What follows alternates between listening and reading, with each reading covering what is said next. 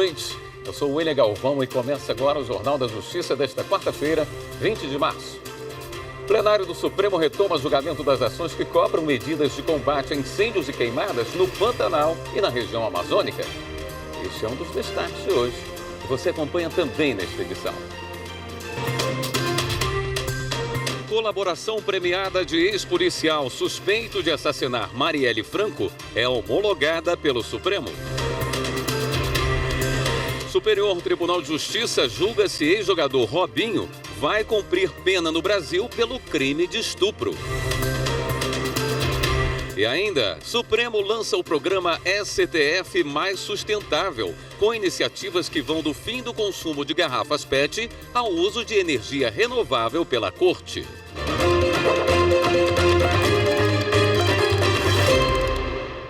O plenário do Supremo retomou hoje o julgamento de ações que tratam da proteção ao Pantanal e à Amazônia. A repórter Marta Ferreira traz os detalhes. São 3 ações propostas pelos partidos PSOL, PSB, PT e Rede Sustentabilidade em 2020. Eles apontam uma série de omissões do governo federal no combate a queimadas no Pantanal e na Amazônia. Diante desse cenário, os partidos pedem que a União elabore um plano para reduzir as queimadas nesses biomas. O relator dessas ações é o ministro André Mendonça. Para ele, o desmatamento, a grilagem de terra, o garimpo ilegal e o crime organizado têm raiz comum na ausência de regularização fundiária e que os dados sobre a ocupação do território nacional são inconsistentes e insuficientes. No voto, Mendonça propôs a adoção de várias medidas. Entre elas estão a apresentação em 90 dias de plano para prevenção e combate a incêndios no Pantanal e na Amazônia, que deve envolver monitoramento, estatísticas e metas. Divulgação detalhada de dados da dotação orçamentária para a área de prevenção a queimadas.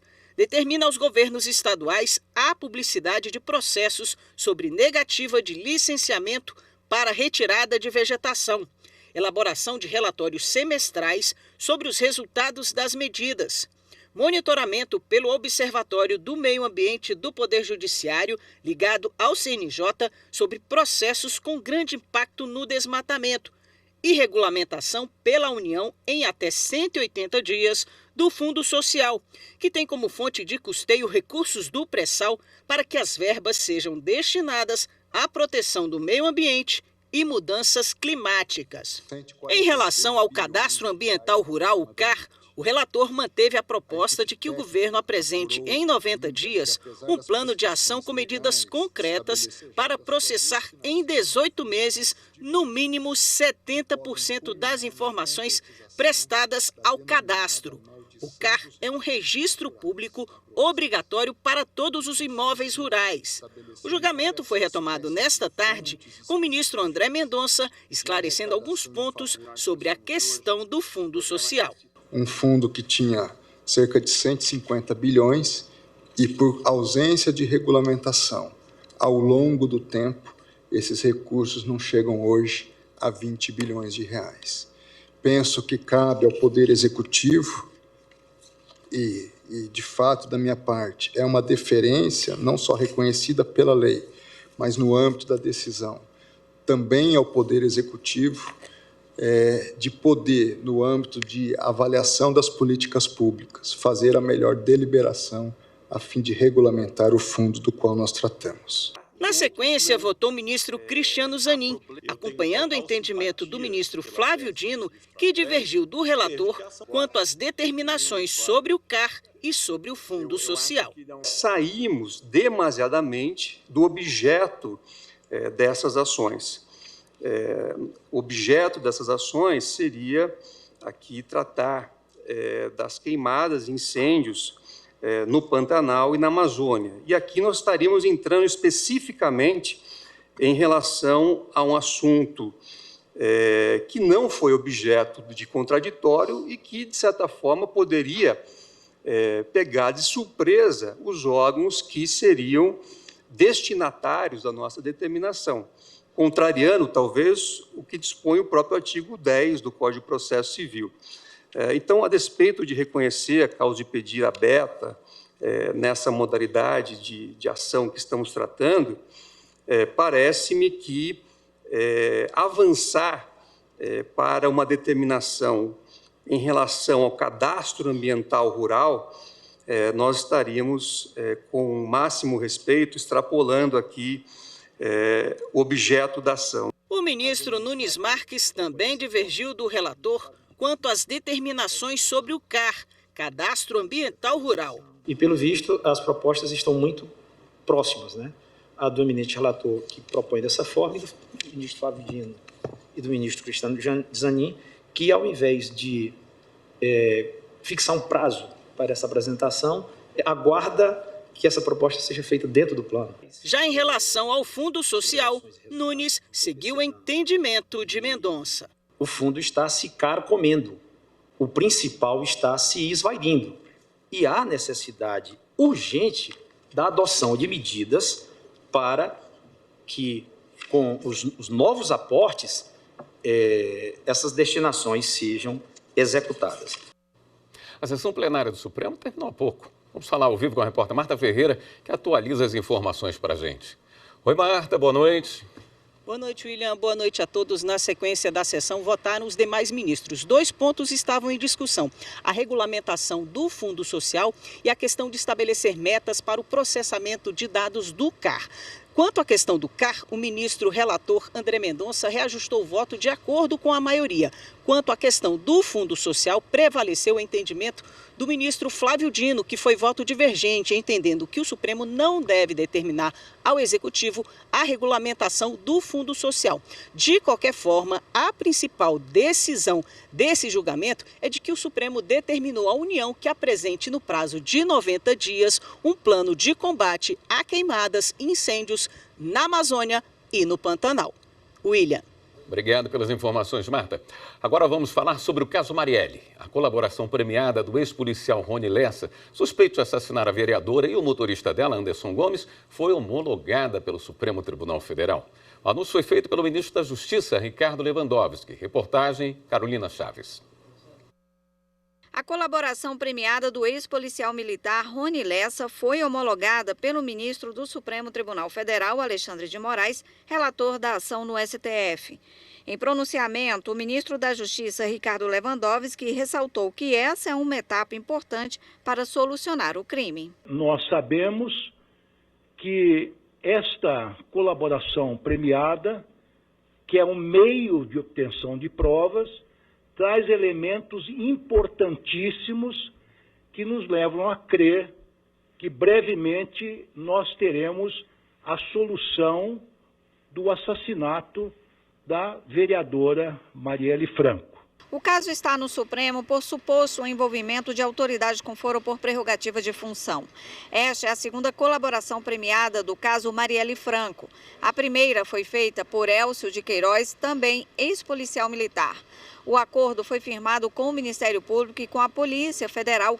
Queiroz assumiu a participação no crime e apontou Rony Lessa como autor dos disparos contra a vereadora Marielle Franco e o motorista Anderson Gomes. O caso ocorreu em março de 2018, no Rio de Janeiro. Rony Lessa está preso desde 2019 e outros 3 suspeitos também estão na prisão.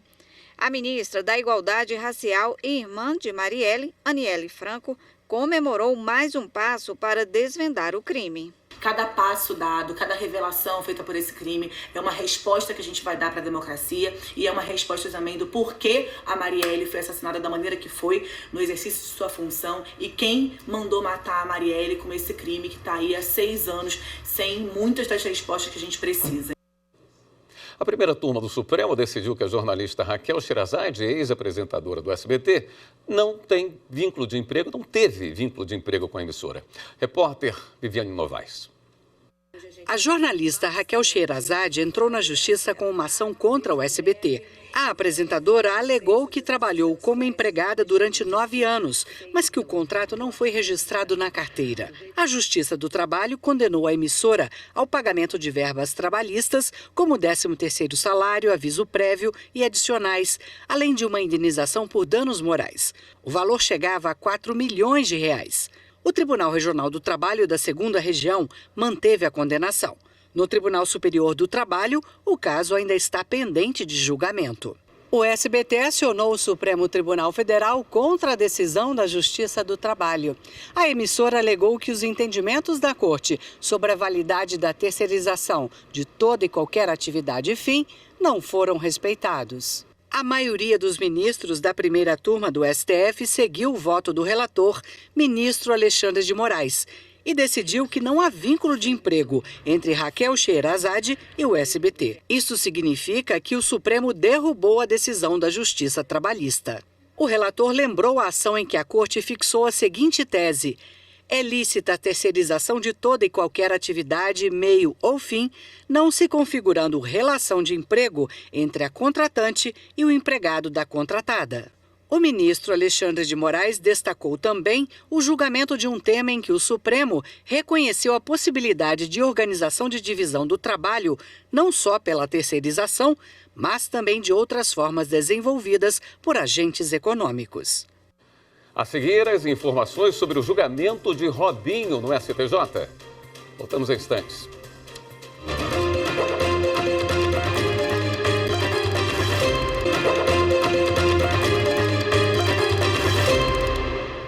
A Corte Especial do Superior Tribunal de Justiça acaba de concluir o julgamento do pedido de cumprimento da pena do ex-jogador Robinho no Brasil. Quem acompanhou a sessão e traz todos os detalhes é o repórter Rafael Porfírio. Oi, Rafael. Boa noite para você. Boa noite, William. Boa noite a todos. Olha, 12 ministros participam ainda da sessão de julgamento na Corte Especial. Já foi definida aí. O placar ficou em 9-2 pela homologação da sentença estrangeira no Brasil. Os ministros Humberto Martins, Herman Benjamin, Luiz Felipe Salomão, Mauro Campbell Marques, Isabel Galotti, Antônio Carlos Ferreira, Ricardo Vilas Boas Cueva e Sebastião Reis Júnior seguiram aí o voto do relator ministro Francisco Falcão para que Robinho cumpra a pena de 9 anos pelo crime de estupro coletivo no Brasil. Entre os argumentos estão os de que os fatos que levaram aí à condenação do ex-atacante na Itália estão previstos na legislação brasileira, que a transferência da pena está amparada em tratados internacionais, das quais o Brasil é signatário, e que negar a execução seria como permitir que a vítima tivesse sua dignidade novamente aí ultrajada. Já o ministro Benedito Gonçalves seguiu a divergência apresentada pelo ministro Raul Araújo contra a aplicação da transferência da pena. Agora, uma informação de momento, os ministros acabam de decidir que a execução da pena tem que ser imediata, vai ser imediata e em regime fechado. Volto com você, William. Rafael Porfírio, direto do STJ. Obrigado, Rafael. No estado do Rio de Janeiro, a Polícia Federal investiga superfaturamento em compras emergenciais de equipamentos para combater a Covid-19. O prejuízo é superior a 5 milhões de reais. As informações com o repórter Pablo Lemos. Em um dos endereços, a Polícia Federal apreendeu relógios importados, joias, documentos, dólares e veículos, que somados chegam a 1 milhão de reais. Até um lagarto australiano foi apreendido na casa de um dos alvos da operação. Ao todo, a PF cumpriu 10 determinações judiciais em residências, empresas e escritórios ligados à organização criminosa. Um dos objetivos é impedir a reestruturação do grupo. A investigação, que começou em 2020, revelou irregularidades em processos de dispensa de licitações que tratavam de compras emergenciais de equipamentos para combater a Covid-19. Esses recursos foram usados de forma indevida na aquisição de equipamentos hospitalares superfaturados por empresários em conluio com servidores públicos que, ao invés de adotarem uma postura pragmática, responsável, ao que parece, buscar obter vantagens indevidas em detrimento da população. Entre as fraudes apuradas está o superfaturamento de contratações na Prefeitura de Duque de Caxias por meio de empresas de fachada. O ex-secretário de Saúde do município, um dos investigados, já foi alvo de outra operação da polícia em 2022. Segundo a PF, o esquema criminoso contava com pessoas que serviriam para ocultar a origem e o destino dos valores ilícitos. A capital do Rio e a cidade serrana de Bom Jardim também estão na mira das investigações nesta quarta-feira. Cerca de 50 policiais federais e 12 auditores da Controladoria Geral da União trabalharam juntos. A Justiça Federal determinou o sequestro de bens e valores que passam de 5 milhões de reais. Além dos crimes licitatórios, os investigados vão responder por associação criminosa, peculato e lavagem de dinheiro. E também no Rio de Janeiro, com autorização da primeira vara especializada em organização criminosa da capital e do Ministério Público, foram presos 17 policiais militares apontados como seguranças do bicheiro Rogério Andrade, que foram denunciados por organização criminosa. Foram cumpridos ainda 50 mandados de busca e apreensão. Essa ação foi um desdobramento da Operação Calígula, deflagrada pelo GAECO do Ministério Público em maio de 2022.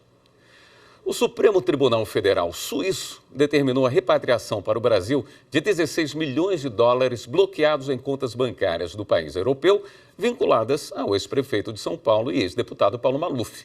Quem tem as informações é Márcio Fontinelli.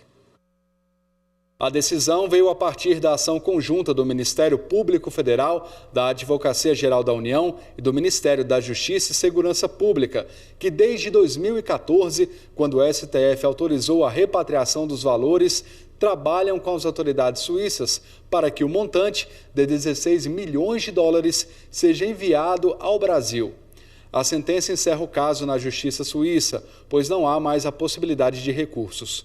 Ex-prefeito de São Paulo e ex-deputado, Paulo Maluf foi condenado em maio de 2017 a 7 anos e 9 meses de prisão por lavagem de dinheiro entre 1993 e 1996.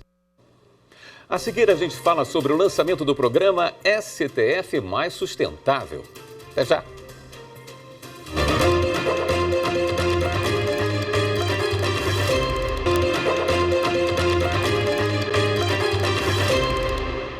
O presidente e o vice-presidente do Supremo, ministros Luiz Roberto Barroso e Edson Fachin, lançaram hoje o programa STF Mais Sustentável.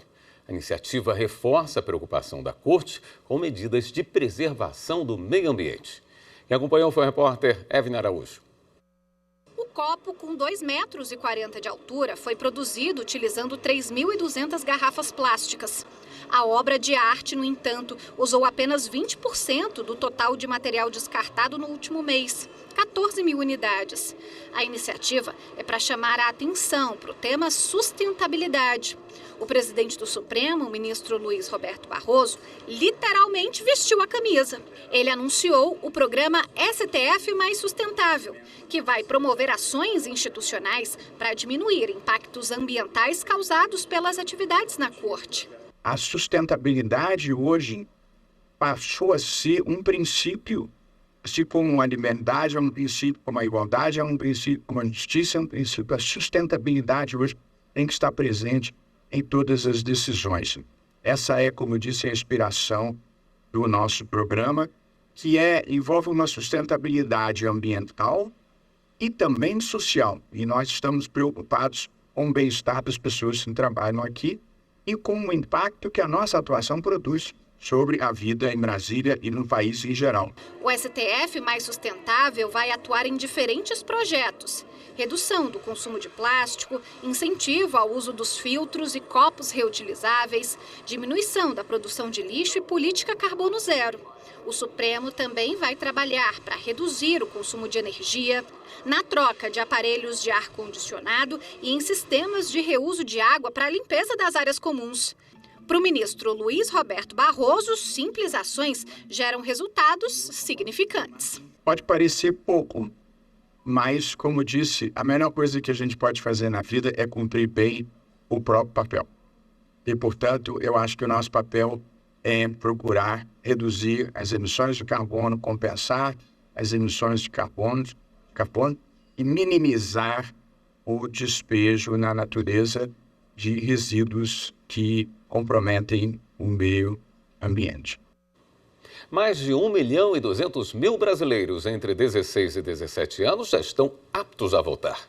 Para incentivar esse público a tirar o título e participar das eleições deste ano, a Justiça Eleitoral realiza até sexta-feira em todo o país a Semana do Jovem Eleitor 2024.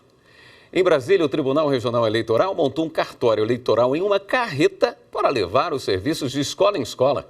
Quem mostra para a gente é o repórter Rimac Souto. Tá vendo esse cara aí com camisa de time de futebol? Pinta de jogador. Nome de craque, Luiz Henrique. Só tem 16 anos de idade e um grande futuro pela frente. A foto já é para o título de eleitor. Se o jovem quer mudar o mundo, onde nós estamos morando hoje em dia, ele tem que ter o título de eleitor dele e voltar. Porque se ele quer mudança, ele tem que fazer por onde. A Sara Salles é estudante, tem 16 anos e também já tirou o título eleitoral. O jovem ele precisa se integrar em questão a isso porque trata-se do futuro do país onde ele vive. Olha os dois aí tirando o documento. Fotos, biometria, assinatura. E não foram só eles, não. Uma galera fez isso nesse cartório eleitoral montado em uma carreta do Na Hora, estacionada na frente dessa escola em Santa Maria, região administrativa do Distrito Federal, durante o lançamento do programa Eleitor do Futuro do Tribunal Regional Eleitoral do DF. Estimula o jovem ao exercício da cidadania, a pensar no desenvolvimento do nosso país e a conscientizar-se de que ele, jovem, é muito importante para a nossa nação. A unidade móvel do Na Hora Alistamento Eleitoral fica estacionada em frente ou nos arredores das escolas do DF, para que os estudantes possam tirar o documento com mais facilidade. Em cada local, a carreta funciona durante 3 dias. Aqui na escola a pessoa já está aqui e está tudo mais fácil. Podem tirar o título eleitoral jovens com idade entre 15 e 17 anos. Isso mesmo, quem tem 15 já pode tirar para votar quando tiver 16 anos. O título fica pronto na hora. Para isso é necessário levar um documento oficial com foto e comprovante de endereço. Ah, é bom levar o sorriso também, para ficar bem na foto. O projeto Ministério Público do Trabalho na Escola premiou estudantes de escolas públicas goianas. A intenção é conscientizar crianças e adolescentes sobre os prejuízos trazidos pelo trabalho infantil. Reportagem é de Stephanie Araújo. 8 estudantes de escolas públicas da capital receberam prêmios por melhores obras artísticas com o tema Combate ao Trabalho Infantil. O evento de premiação faz parte do projeto Ministério Público do Trabalho na Escola e selecionou os melhores trabalhos literários, artísticos e culturais produzidos pelos alunos. Essa temática é importante a gente levar para a sala de aula para que as crianças tenham contato com os problemas que decorrem no trabalho infantil, para que esse problema do trabalho infantil seja combatido, inclusive afastando determinadas teses que existem de que o trabalho infantil não traz nenhum prejuízo. As categorias premiadas nesta etapa são poesia, música, desenho e conto. A Isabela tem 14 anos, está no 7º ano e foi premiada pela melhor poesia. Ela escreveu a letra de uma música que fala sobre o trabalho infantil. Aí a gente começou primeiro fazendo alguns poemas, a gente leu alguns gibis, viu alguns filmes, alguns vídeos. Depois disso, a professora Fátima viu que o meu poema poderia tornar uma música. Perguntou para o professor de música, o Salatiel, e ele disse que sim, poderia fazer. A iniciativa, que existe desde 2008, é do Ministério Público do Trabalho e realizada em âmbito nacional. Os estudantes premiados ganharam um computador de mesa, a professora que orientou os trabalhos recebeu um notebook. E a escola premiada ganhou uma TV de 55 polegadas. Os trabalhos que venceram em primeiro lugar em cada categoria do prêmio estadual estão inscritos na etapa nacional do projeto. A Anitta é diretora do colégio onde a Isabela estuda e ficou orgulhosa ao ver o empenho dos alunos para realizar o projeto. Eles criaram poesias, eles criaram letras de músicas, eles criaram desenhos e aí foram sendo selecionado aquilo que era proposto para a escola, que era a música e a poesia. E aí a escola foi escolhida com a música. Ao todo, 36 alunos de 7 cidades goianas inscreveram seus trabalhos. O objetivo do MPT na escola é levar a temática do trabalho infantil para a sociedade por meio da comunidade escolar. É levar isso para a sociedade para a gente poder afastar essas teses, essas linhas que existem de que o trabalho infantil não traz prejuízo. E trazendo isso para dentro do mundo da criança, ele começa a aprender e a verificar quais são as lesões, os danos que isso traz para a vida dele. Esta edição do Jornal da Justiça fica por aqui. Uma boa noite para você. Até amanhã.